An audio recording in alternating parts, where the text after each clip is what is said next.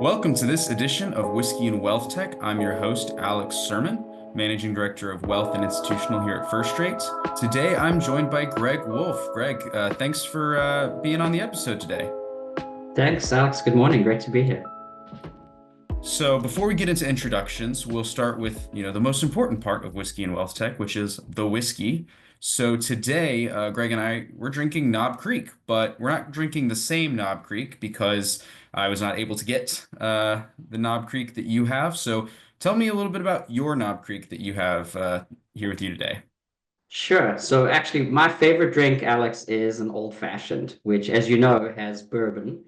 So Mhm. whiskey, typically bourbon or rye, sugar, bitters, Angostura is mostly used, and then a little bit of a garnish.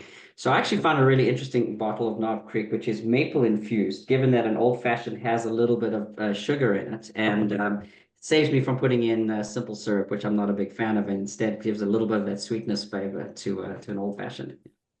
Excellent. Yeah, the maple old fashions, and you get one of those little smoking devices that you put on it, give it a little bit of smoke on the ends. Beautiful drink. Beautiful, Def beautiful.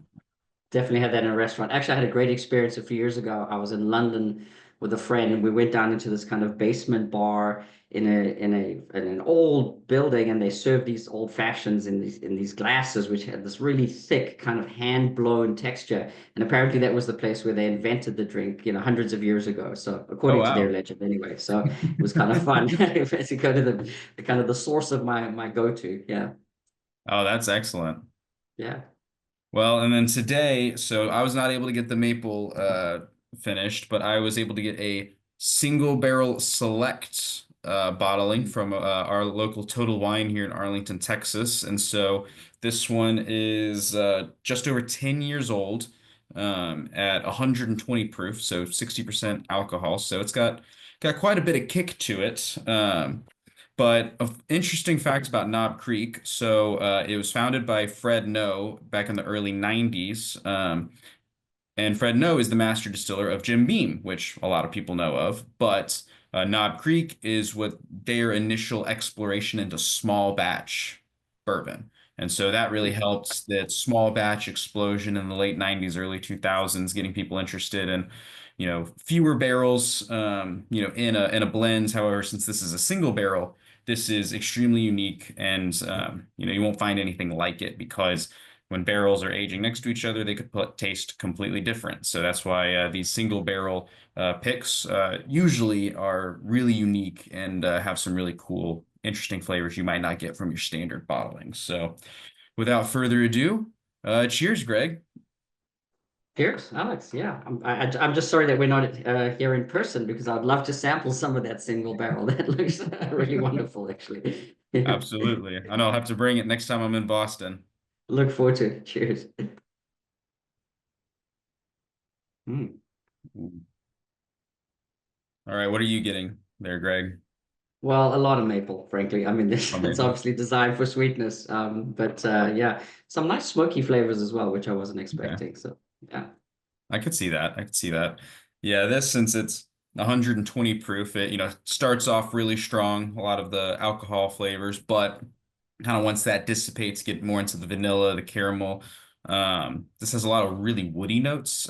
It being almost 10 years old as a bourbon, gonna get a lot of that wood impact, and so uh, I did add a few drops of water off camera, and that really kind of dilutes it a little bit and really opens up a lot more of those different flavors and the compounds, breaking down those oils. And so, excellent, excellent pour. yeah, I So, love it. I actually grew up in South Africa, and in South Africa, it's a kind of a European English type of culture. So we grew up drinking a lot of Scotch, mhm, right? Scotch whiskey. And coming to the USA and becoming a, USA citizen, I felt more of a preponderance to go towards bourbon. And I actually have to say these days I prefer it. It seems milder and it has kind of more mhm. of a smooth taste. And maybe that's just purely a kind of a subjective opinion on things, but I've become more of a bourbon drinker than a Scotch drinker. And Knob Creek is definitely one of my favorites. Yeah. I mean, it's an excellent bourbon, and you're actually scientifically correct that a lot of bourbon can be sweeter than say your typical Scotch because bourbon has to be aged in a new barrel versus in Scotland, they primarily used bourbon barrels or used sherry barrels, things like that. And so you're getting a lot of that vanillin is the chemical compound that, that has the vanilla flavor.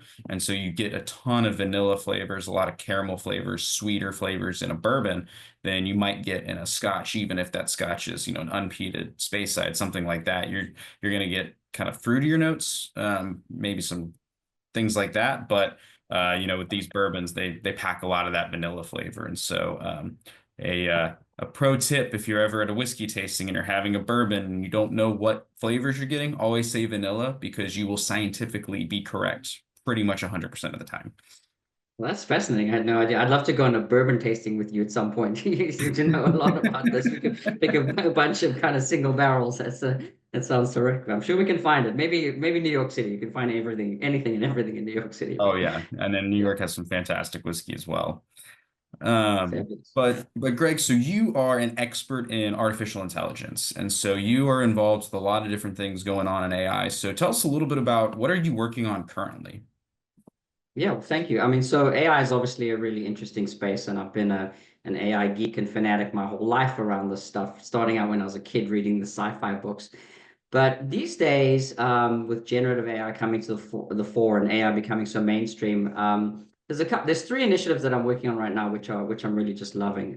The first is I run an AI think tank, and we have initially we actually landed up doing proper think tank work in terms of advising Congress, the Senate Banking Committee, on the potential for AI to modernize anti-money laundering, and this is back in 2018.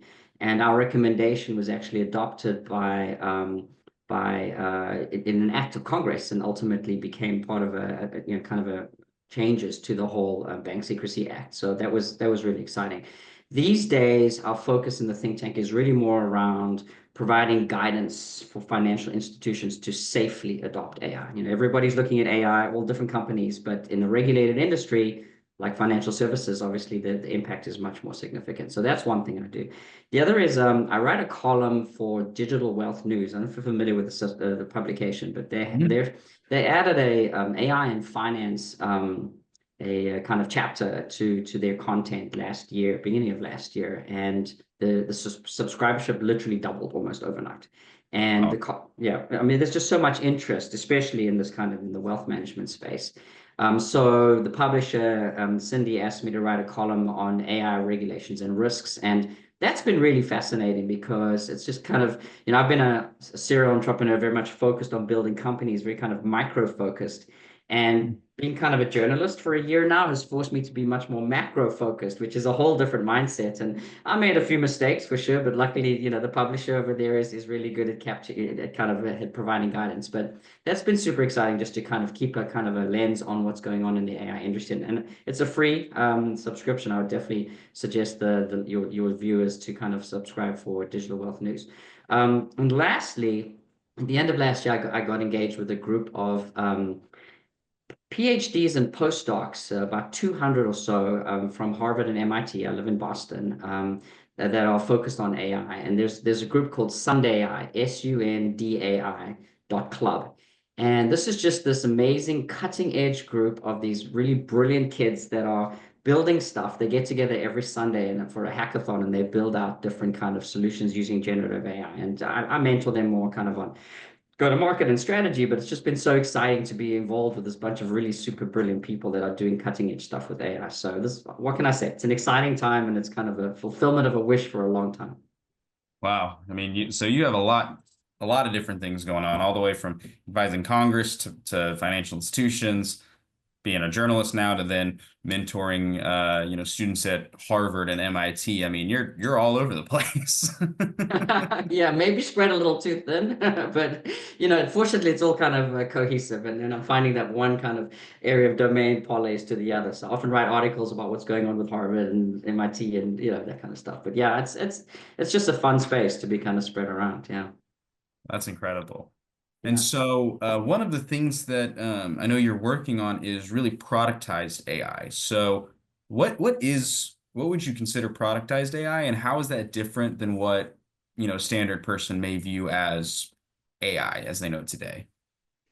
Yeah, I mean, every industry kind of goes through a maturation phase. And in fact, I have a great chart that I showed at a presentation on wealth management in New York yesterday, which I can, if you like, I can add it. You can link it into your article, into this podcast. But it kind of shows an exponential curve of value creation over time, right? Mhm. When new technologies get introduced. And we've seen this with cloud and social and mobile. Um, the three phases are essentially experimental, efficiencies, and transformation. Mhm. So during the experimental phase, which is kind of like 2023, maybe, half beginning of 2024, 60% of time and effort spent on kind of experiments, really just kind of lab type work in an organization. 60% of that is really a waste, right? It's actually the ROI is zero if you're lucky, right, at that phase. But that's kind of that initial forays. And then we move into this efficiencies phase. And this efficiencies phase is where this is the part that makes the CFO happy. This is where a company will look at it, and an institution will look at it and say, there's actually something there. Let's find some use cases that we can automate with this new technology. And for the most part, they're kind of risk averse back office type processes. And we know in wealth management, there's a lot of back office processes. So this industry, I think, can really benefit a lot from those kind of early stage efficiency kind of gains. So we've got some studies that show kind of those initial gains can be 50 to 150% ROI based on other technology adoption. Examples would be automating a lot of the paperwork that comes in, the PDF documents, the statements, monthly, Mhm. quarterly statements, financial reports that come into an organization, automating them, kind of making them homogenous. Another one would be, for instance, automating RFP responses, right? So Mhm. getting an RFP if a manager is fundraising, all the institutional investors and family offices are asking for the same information, but in a different format. So being able to use AI to kind of make that standardized and be able to kind of respond in a customized fashion towards their prospective investors. But the third phase, and that's different around AI particularly, is most interesting, and that's transformational, right? So that's where you Mhm. start to say, and you start to see these really peaking value creations in terms of, 400% ROI or more, on, how is the business being transformed? And, and we can talk a little bit more about what this means specifically for wealth management, but this is where you really step back and you say, what difference? How's this going to change the business model? What types of capabilities, what products and services, how we deliver this to our clients, in this case, mostly investors. And that I think is the most exciting part. The challenge, of course, is, as we move out of the kind of the experimental to efficiencies to transformation phase, the expectation, especially in a regulated industry, is around scalable, bulletproof, compliant, repetitive product. And that's where, I think we're starting to see the beginning of this certainly efficiencies phase, but also moving into some of the transformational use cases, which is typically achieved through productized solutions. And so the drivers for this really around that efficiency, really, transforming the industry. Do you feel like we're still just at the very early adopter stage, that there's only a handful of firms that are, really embracing this? Or do you feel like this is becoming more widespread and that, if you're a financial institution and you're not already, starting to consider AI, start thinking about it, you're falling behind? Yeah, I mean that's a great question. The big institutions are all over this, right? So one Mm, of my colleagues in the think tank works at an institution that he meets with the biggest banks, right, on a mhm, weekly basis, and they have hundreds or thousands of people focused on this technology. I think the medium-sized and smaller institutions are starting to dip their toe, and they're struggling a little bit in terms of they don't necessarily have the bandwidth. But they're also mm, struggling and they're a little bit stuck, frankly, because of risk management, right? I mean, risk mhm, management around this technology is really important. That's why we've actually created an AI readiness and governance program in our think tank to help financial institutions, and especially wealth management, get comfortable with putting in the appropriate policies and procedures to adopt this, especially if they don't have the resources of a JP Morgan. But at the end of the day, I mean, if you look at wealth management and the need for this, what I've heard time and time again at the conferences that I go to and I listen to managers, it's all actually about better client relationships, better investor relations. So it's not really about the technology. It's about using the technology to kind of shift away from having to have an advisor or an investment manager focus on the detail of the operations and really allow that person to focus more on the humanness. So it's almost like AI, by doing a lot of the grunt work for us, is allowing humans to get better at what we're best at, which is building relationships, growing businesses, growing kind of more clients, kind of in the space. Yeah. Yeah, it just gives people the opportunity to do what they do best and focus on those really value add activities. But going back to what you had said, so you're part of your think tank, you have an AI readiness, um, program that firms can go to see whether, they've got the right policies and procedures. Tell me a little bit about what's that process look like? Like how would a firm go about going through that process to determine their AI readiness? Yeah, I mean, so when so firstly, this program was actually developed by this colleague of mine in our think tank who was the chief, the CISO, Chief Information and Cybersecurity Officer at a Fortune 100 telecom company for 15 years. And he had developed a program which was a cyber risk management program. And essentially, we looked at the risks around managing cyber and the risks around managing AI, and there was a lot of overlap. So we came up with this program, which is actually it has 5 pillars, and within those 5 pillars, there's 25 domains, and it's really set up for executives and even at a board level, right? So putting in the proper levels of governance that will be compliant when the SEC and FINRA and the Fed come up with regulations around how to manage this stuff, because ultimately the liability is always going to be on the institution. And a lot of institutions are actually stuck, as I said earlier, especially the mid-size, right? Because the big Mhm. ones have plenty of resources, but the mid-size are facing this and they'd love to avail themselves of this technology. And the way we deliver this program is actually threefold. We actually start with an education component, so to basically describe a program of best practices at a senior executive and board level in terms of policies and procedures that need to be put in place for AI governance and risk management. Then we have a self-assessment tool, which allows somebody to determine their current maturity and their capabilities and the target. And ultimately, we actually partnered with a national accounting, auditing, risk management, SOC 2 type firm that actually goes in and does an attestation.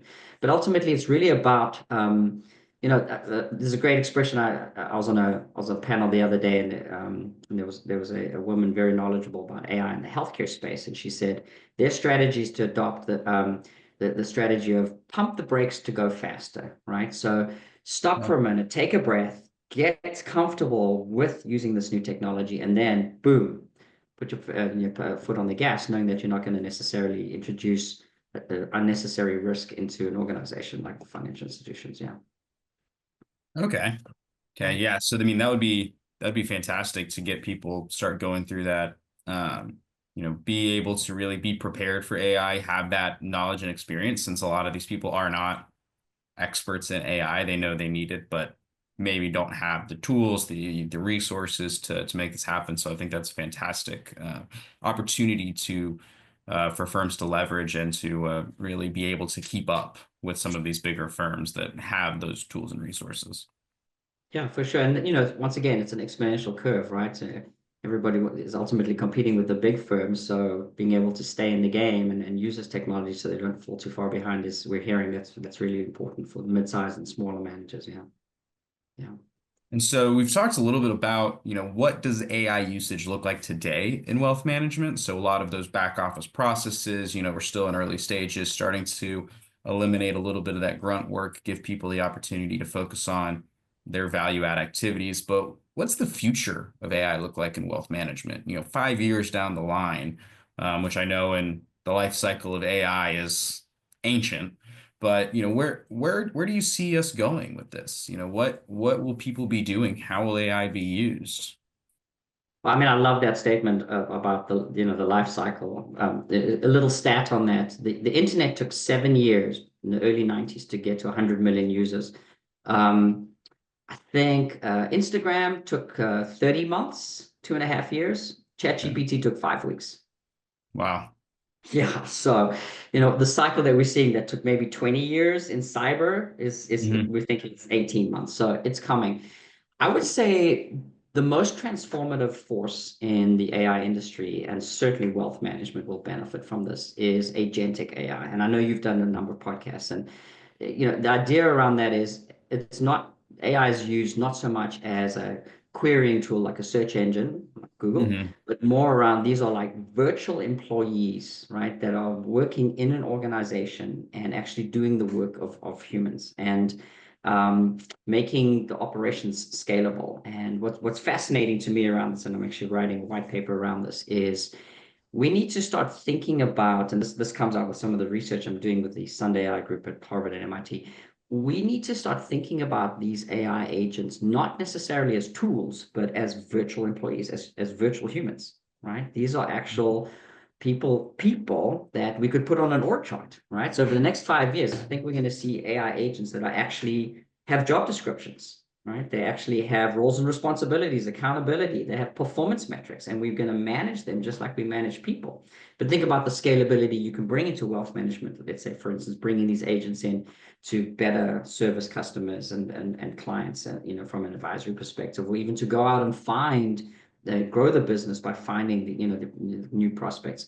But I think that brings in a whole different perspective around how we think about this technology. This is not just a tool, and phase one efficiencies, we're very much thinking about it as a tool. But phase two, that transformational phase, when we start thinking about these AI tools as virtual people, I think it's going to vastly transform our organizations and the way we think we do business and make us incredibly efficient. Yeah.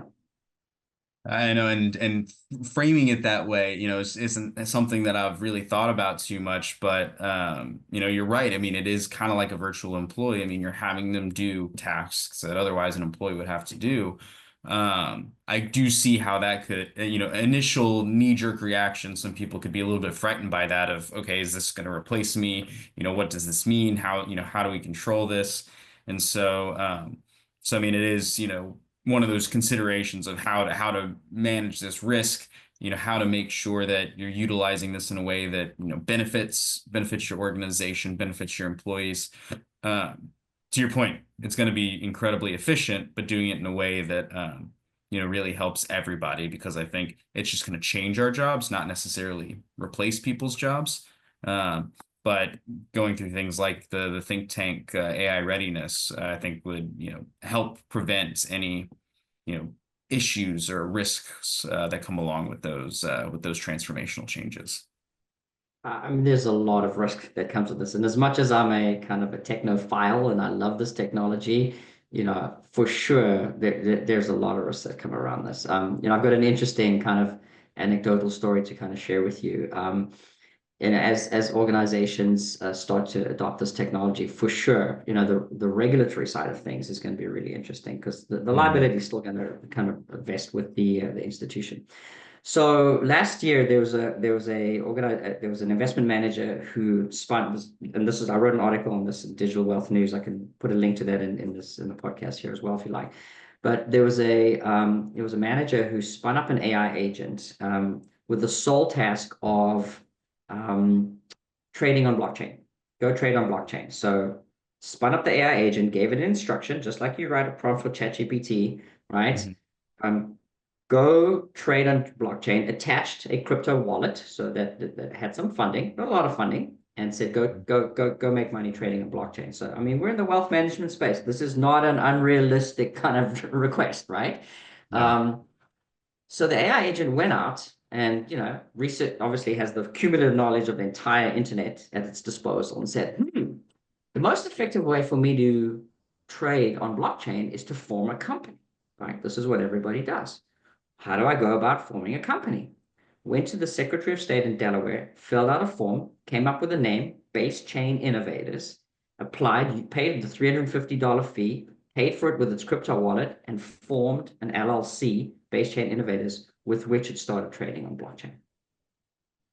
So to me, that's really kind of a pivotal moment because now AI has moved from a piece of software that's doing something to actually having legal presence in our financial system, right? I mean, what's to stop an agent like that? I'm not putting up a job description. I need to hire an analyst.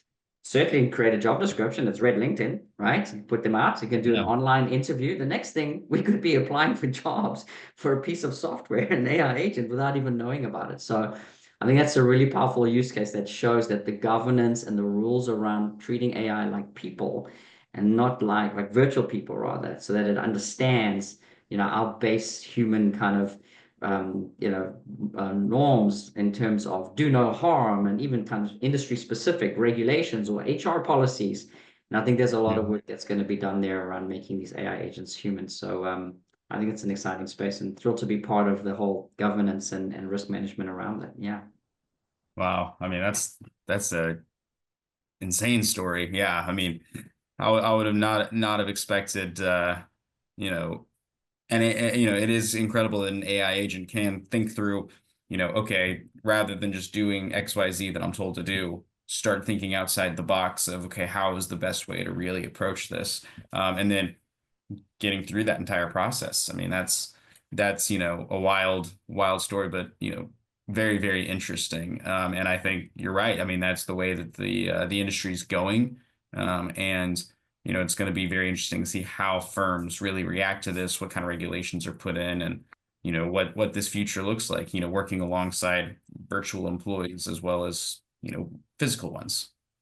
Yeah, definitely. And to your point, I think these virtual employees, how's that phase two transformation going to occur in the industry? It's around just, take a step back and think, what would I do if I had an army of, you know, um, Harvard, Princeton, Stanford, MBAs working at my disposal that had all the information in the organization? What would I do with an army of these people? I'd get them to take a lot of grunt work off my shoulders, sure, but also Mhm. get them to do some interesting research and maybe, there's some really powerful power in terms of this. So I think it's going to be scaling, transforming obviously the economic base, but also providing a level of scalability and leverage that we haven't seen before, which I think is going to be hugely accretive to our economy ultimately. Disruptive, but accretive. Yeah. Absolutely. Well, Greg, I really appreciate your time today. This has been a very enlightening conversation. Really looking forward to seeing, how AI continues to shift the industry, specifically in wealth management. Looking forward to, being able to utilize it as well and really, see that transformation, on a day-to-day basis. But thank you, as always, for your insights. Thank you for your time, and look forward to talking to you again soon and seeing all of you on our next episode of Whiskey and Wealth Tech. Thank you, Alex. Cheers. Thanks for having me here. I love the work that you're doing here as well. So appreciate the platform. Cheers. All the Thanks, best. Greg.